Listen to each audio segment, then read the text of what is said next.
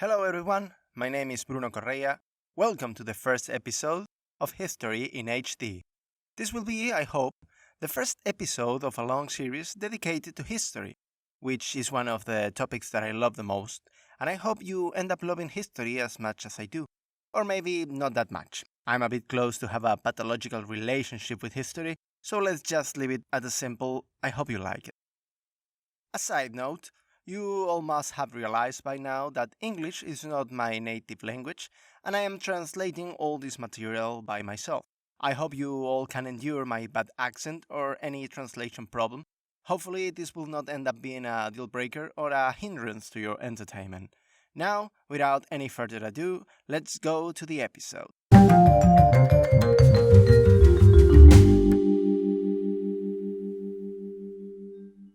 When I was thinking where to start this podcast, I had many ideas on my mind. It took me a couple of weeks of playing around until I decided which was the topic that attracted me the most. The first stage of any research is just getting as much material as you can. Go to the archives, libraries, and then shut yourself from the world to have an idea of which experts are saying what, from where they are coming, and why they are saying what they are saying. Play around with sources can be the most attractive and at the same time the most taxing part of any research. I had only done around 10% of this job when I stopped and stared at my computer. And for a second I did to myself the question, why am I doing all this? This was my moment of doubt. Everybody had one at some point. Even Christ has his, so I guess I have my right to have it. And this thought brought another idea. If I, a history fanatic, who love all this, who would spend the rest of his life reading books, even the ones that nobody reads, if I had my moment of doubt, what about all the people that are not so enthusiastic about history or those who didn't really care? This idea came from nowhere and made me realize which had to be the topic for the very first episode. Before starting talking history, I think we should start talking about history, and the question that all history fanatics should do themselves at one point. What is history usefulness? Why is it important? The problem I see is that the people that make this question, and the ones who try to answer it, are in two different frequencies. The one asking the question generally had little to no interest in history. Probably that is the very reason why they are asking the question. And the one answering generally loves history. It's like me asking to a sports fan, why do you love your sport so much? What is the use of having a bunch of guys running around trying to do something to a ball? The sports fans obviously will tell me, it's a passion, man. It's amazing. How can you not see it? It's obvious. For the fan of anything, it's very hard to explain which the usefulness of his passion is, or why they love it. For that person, the answer is obvious, and when you have an obvious answer, you never stop to think beyond that. You like it, and that's it. So I will have to do an effort and get myself in the position of devil's advocate. I have to take off my history lover's cap and do myself the question, what is the usefulness of history? I heard the question for the first time during my high school history classes. The usual answer the teacher had, and since then the one that I hear a million times, was that history was useful not to repeat past mistakes. But I never liked that answer. It's not a good answer, and it's not even a valid answer. This phrase is telling us that history repeats itself, and if you read history, then you will almost know what will happen in the future. But that's a fallacy. It's like reading a company's stock and say, oh, look at that. The prices has been rising for months, so I will buy now because this stock's history shows me that it goes up all the time. That might be true until the pandemic's over, everybody unsubscribes from Netflix, the user base goes to hell, and the stock crashes with your savings. That something had always happened until now doesn't mean that it will still happen in the future. In college, at my very interesting epistemology classes, the professor talked about an example that fits perfectly with this. If a scientist spends his whole life studying swans and he finds out that every single specimen is white, he could infer every swan recorded until today is white, Ergo, every swan were and will be white. This could be true for a moment, but nothing assures us that that will keep occurring, and that is exactly what happened to the Europeans who thought that every swan was white until in 1697 they discovered black swans in Australia. It's a very common mistake to believe that by reading the past we can infer the future. This is not true. The future is uncertain, and ironically, that's the only certainty we have.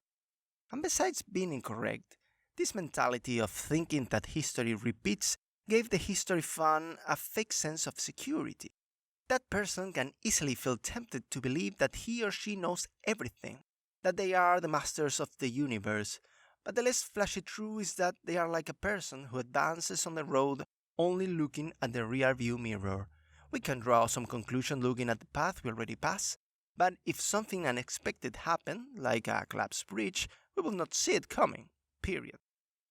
Another danger that lies with this mindset is that it doesn't allow us to think alternative courses of action for the future. If an X event had always caused a war, then, whenever X happened, this mentality will tell us that a war will come. The problem is that we could easily find ourselves in front of a self-fulfilling prophecy. Since we are 100% sure that something will happen, our actions, in the end, could be the triggers of that something happening. So, until this point, the only thing that I have achieved is destroying the most common answer to our question. A question that still stands. What is history usefulness and why is it important? The answer I like the most is a variant of the one I have just discarded. I hear this from the philosopher George Lucas. History is like poetry, it rhymes. Even though what has happened will never repeat itself, there are some human dynamics that can make historical events look similar to each other. That's what many people mistake as a repetition. Let's see this with an example. Let's imagine that we are walking on a path, and on that path we find a stone.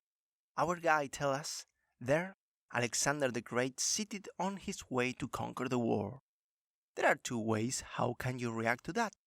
The history fanatic, someone like me, will go completely nuts with emotion, and even if I will deny it later, I will probably sit myself on the same spot hoping to create some kind of bonding with the long-gone Macedonian conqueror. But someone less romantic could say, so what? It's just a stone. There are stones everywhere, and even if Alexander sat there, he will never do it again. History is dead, and sadly we had to admit that he had a point. But what happened if in that same stone also sat Julius Caesar, Napoleon, and some German general, all in their route to their next conquest? That is when we start seeing the rhyme of history.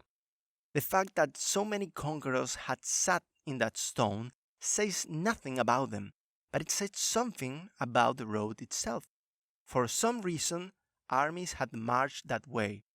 And if that happened in the past, maybe, and I have to make that a big maybe tomorrow new armies will march through that road.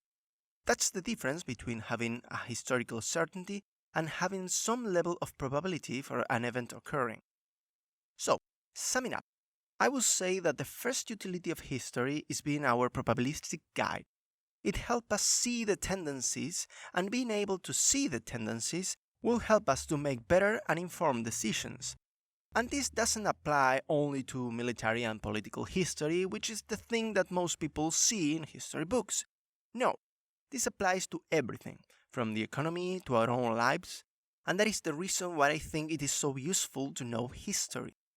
Learning from the past won't grant you a sure success. You can learn from all your parents' mistakes, for example, and you will still have plenty of room to make new mistakes, your own. The lessons from history are like tools for building the future. Without them, you still can do it, but having the right tools at the right moment will help you do a better job and will make that job much easier. And like any tool, even if you have the right ones, you need the will to stand to the task. And that, my friends, that's completely up to you. A second utility of history, which is less talked about, is that history gave us context.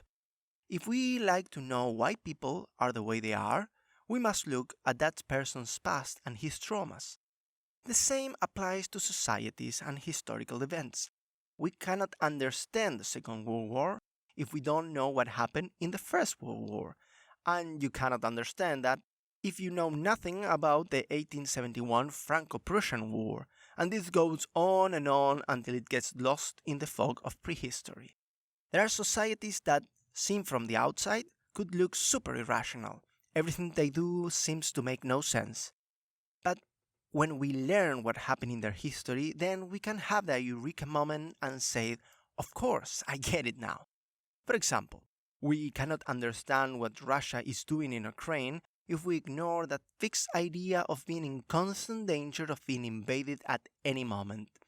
From the outside, that sounds crazy and paranoid, but when we learn that not a century went by without Russia being invaded, many times by surprise, then things start making more sense. When Putin declares that an attack on the country is imminent, the Russians believe it because they know their history, or at least the version of history these states allows them to know. On a side note, I just want to be crystal clear with something that is very important. Understanding something doesn't mean that we are justifying it. We can understand something and still think that it's wrong and immoral. Even if we understand why Russia is doing what it's doing, that doesn't justify their invasion. I feel the need to say this because many people tend to mix both things, which is a terrible mistake. Getting back on track, I will say that historians are, basically, the society psychologists. The Russian author Alexander Herzen said, "History is the autobiography of a madman." So I see the historian as Clarice from The Silence of the Lambs, trying to understand the mind of a serial killer with the help of another serial killer. Just another day at the office. I could spend more time trying to find more reasons why history is useful, but I think that these two are the most important. History is our probabilistic guide of the future, and at the same time give us the context to understand the present. Since I already have an answer to the question, I would like to allow myself to attack another sin laid upon history. It's possible that, after all I said, our imaginary non-history lover, who we are trying to convince that history is great, could say to us, "Okay, all good. I can see that history is useful, but it's so boring. At school, I fell asleep on history classes. It's a snooze fest." Again, I have to adopt the role of devil's advocate and admit that I understand people who think that, because I was one of them. I'm a history fanatic, but when I was a child, I thought that Argentinian history, my home country, was the most boring thing in the world. At 11, I was a freak who was reading about the Second World War and the American Civil War at the same time that I was being taught at school the same thing every year. The May Revolution, the British invasion to the River Plate, the original civilization of America, and never more than that. I know, that sounds very interesting, but the way they taught it was the worst. It took me 20 years to realize that I was wrong and that Argentinian history not only could be interesting, it was interesting. The thing here, I think, is not that there are bad stories. The problem is that there are bad narrators. Schools are the perfect examples. In most courses, they teach the same old flavorless history. Flavorless and repetitive. Most teachers go to school just to do their job, keep their schedule, and get out as fast as they can. I'm sure, damn sure, that most teachers don't even like or care about history. And with that mentality, you can produce something interesting that will caught people's attention. In this case, one of the most difficult audiences, school kids. If things are as bad as when I was a kid, then I don't blame them for preferring to spend their time in TikTok or whatever thing kids spend their time nowadays. But history can be entertaining. I have proof. Game of Thrones. In Game of Thrones, you can see how a good narrator can do the difference. This series had a huge success. Well, we all agree that the last season didn't exist, and I have to admit that I stopped watching it on season 4. But until then, it was fantastic. And I know what you're thinking. So what? Game of Thrones is a fictional history. Of course it will be entertaining. But the truth is that if you take out of the series the magic, the dragons, and all the fantasy elements, the series is basically history. The author himself, J.R.R. Martin, said many times that he used historical events to build his narrative. For example, the Wall of the North, that barrier that is the last frontier, created to stop the attack of the ice monster, it's inspired in the Adrian's Wall, the last Roman frontier in England. And the war between the Lannisters and the Stark has a lot of elements taken from the War of the Roses between the Yorks and the Lancasters. Lannister, Lancasters, don't tell me you don't see the resemblance. And what about the Red Wedding, the event that traumatized a whole generation of TV watchers? Martin got his inspiration from the Black Dinner of 1440 and the Glencore Massacre of 1692. So, if Game of Thrones is history, albeit fake, why people go crazy for it? They can't stop watching every episode and then run to their friends to talk about it? Can you imagine if history was as popular as that? I would love to hear the water cooler talks at the office. Robert, can you believe what Caesar did? He just attacked the Gauls without the approval from the Senate. Oh, he's a loose cannon. Cato can allow that to happen. And Pompey? How can he not see that he is being used? Well, he's married to Caesar's daughter. Remember that, man. I haven't seen a Caesar so in control since Caesar Milan. Oh, let us dream of a world like that. So, how did J.R.R. Martin make normal people to remember so many names, territorial wars, and a ton of tradition of a world that doesn't even exist? Why the series got people imagination and history doesn't, if both have the same elements? As I said before, the narrator makes the difference. A good narrator knows how to put color to his history. And when I say color, I mean the protagonist human's elements. Any character will be 1,000 times more interesting if we know the motives that drive them, the struggles they are facing, and the internal contradiction. If that's not there, there is no chance for people to empathize with the character and get joyful or sad when things go right or wrong for them. The easiest way to have a successful narrative is to build an empathic bond between the spectator and the character. And I say easiest in air quote because it's easy to say it, but to achieve it is another history. The color is the element that builds that empathic bond that made Game of Thrones so successful. And history has color. The narrator's job is to find the best way to highlight those elements of history and make it attractive and catchy. Because if we don't make our content attractive, the buck stop with us. We can blame the public. Before I stop talking about color, I would like to say that when I say we need to put color into history, I don't mean making up stuff. Narrators can be tempted to invent and lie to give depth to a history and the characters, but that's not color, that is making up stuff and lying. The idea here is to search for color and depth that already is at the sources. And if you are talking about modern history, there are no excuses. There is a ton of material. This is not 5,000 years old Sumerian history where the historian only have a piece of clay with a name and a couple of bones to write history.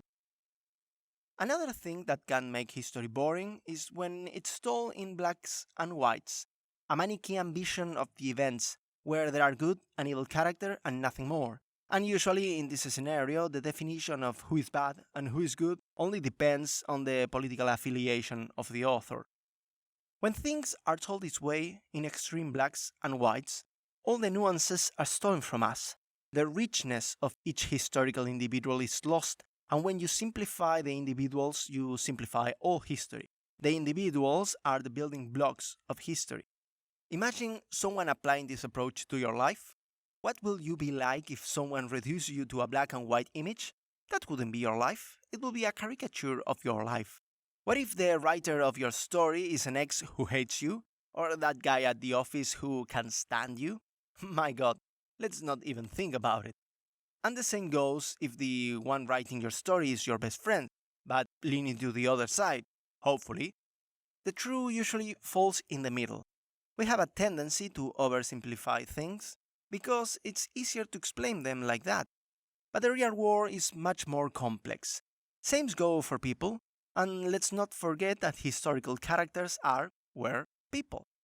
They were human beings that made mistakes, who change their opinions during their lifetime and live their lives not having all the information we have right now about them and their times. It's very easy to judge history when we see it from the present. Everything seems so obvious. But if we are so good at seeing the obvious, why haven't we bought any Apple stock when we could get them for pennies?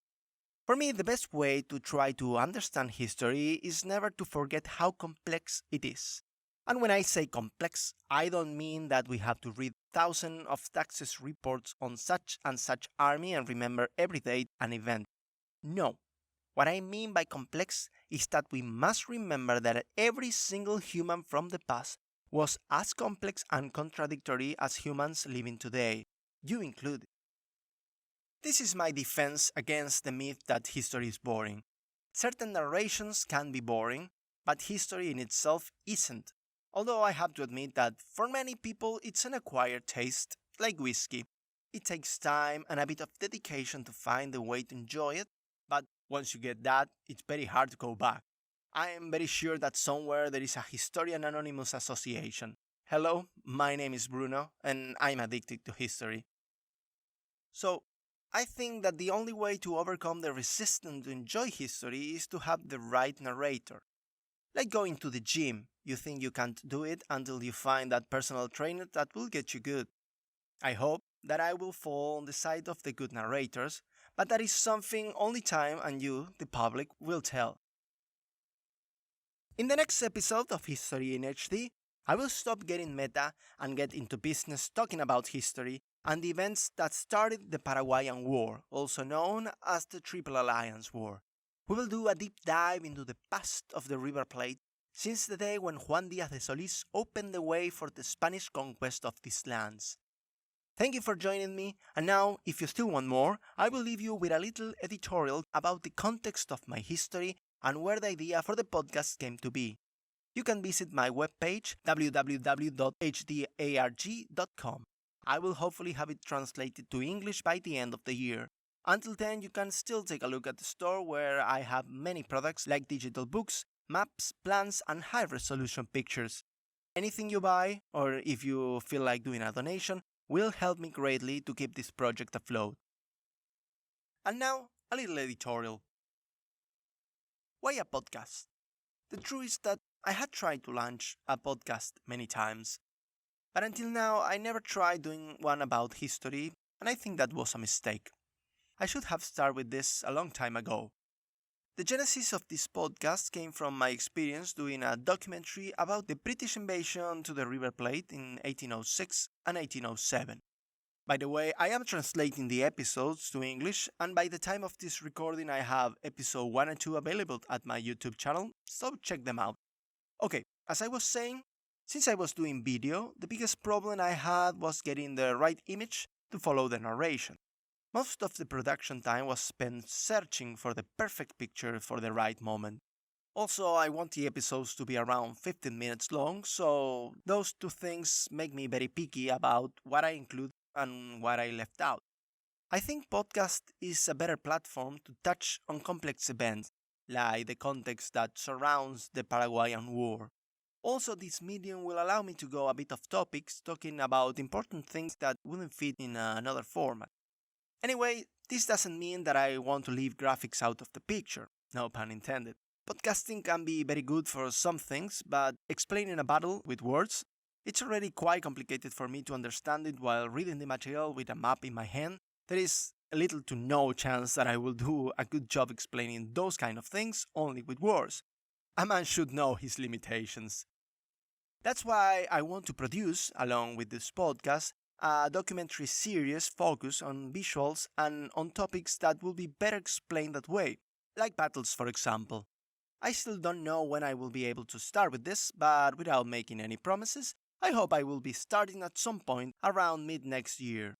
Since I already have defined the goals for this podcast and the documentaries, I want to talk about objectivity and which are the rules I intend to apply to any of my productions. I am not aiming at building a dynamic of shut up and learn. Until recently I was as ignorant about the war as any other regular Joe, so I don't even have the moral ground to try that. I believe that this podcast and any other kind of educational product shouldn't have as its goal to put the true knowledge into people's minds. The goal should be to help people navigate all the information that is flowing around. That's why I want to create a section in my webpage where I will collect all the links to all the digital material I can find and which I am using for my own research. Because you probably have no idea how much material is available. A big chunk completely free of copyright, and you can find it at archive.org and Google Books. And if I use any known free material, I still will let you know where to buy it if you feel like it. One last thing, which I want to make perfectly clear. I am not a professional historian. I have a degree in political science, and although there are many things in common between these two careers, they are not the same. So always remember that I am an amateur historian with all the limitation that implies. All this is my passion, a passion that I would love to share with you. Ahead of us, I can see an adventure, a journey we can do together. You are more than welcome to join me in seeing how deep this rabbit hole goes.